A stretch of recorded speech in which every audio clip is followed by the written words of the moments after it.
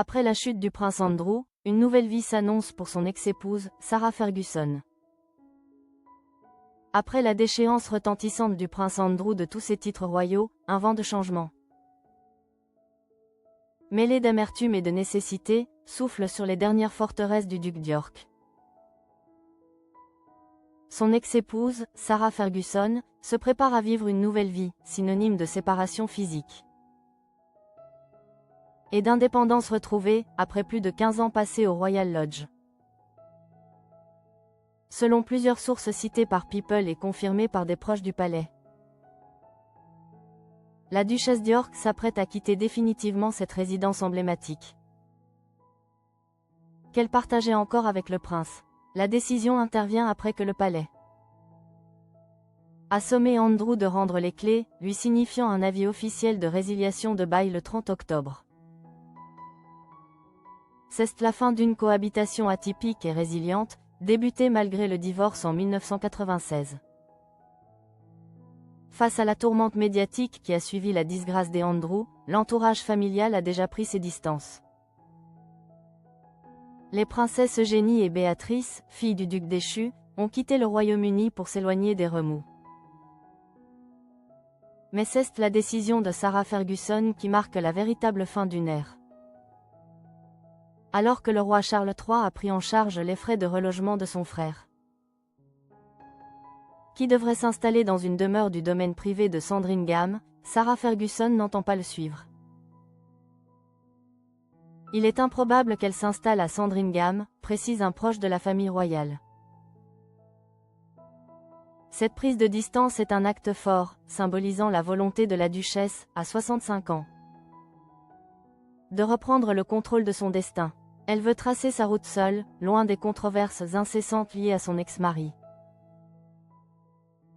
Andrew aurait bien tenté une ultime manœuvre pour conserver une proximité avec son ex-épouse.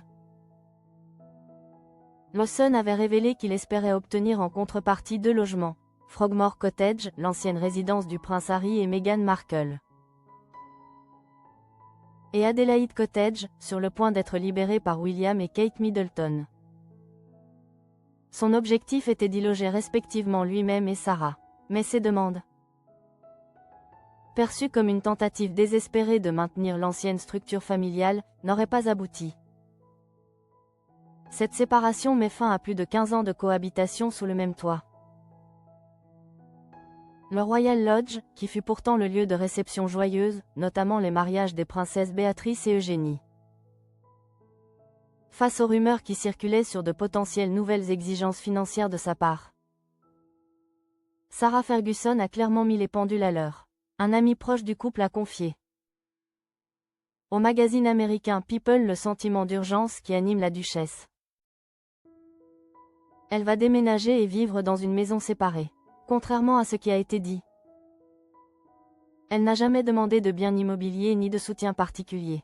Elle veut simplement mener une vie indépendante. Pour Fergie, il s'agit de se défaire des chaînes du passé, notamment de son propre passé financier trouble.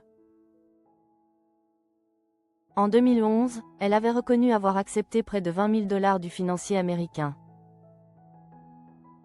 Jeffrey Epstein pour régler une partie de ses dettes, une décision qu'elle qualifie de terrible erreur de jugement. Malgré ses excuses publiques, la presse britannique a récemment révélé l'existence d'un message privé adressé à Epstein, dans lequel elle le qualifiait, malgré tout, de généreux et fidèle ami. Face à la nouvelle vague de tourmentes médiatiques ravivée par les déboires d'Andrew, Sarah Ferguson, bien que traversée par la panique, entend plus que jamais garder le cap de l'autonomie. La dignité et l'indépendance sont devenues ses nouvelles résolutions. Le départ du Royal Lodge n'est pas seulement un déménagement, c'est un exil choisi. Un divorce définitif avec les controverses, marquant le début d'une quête acharnée de réhabilitation personnelle.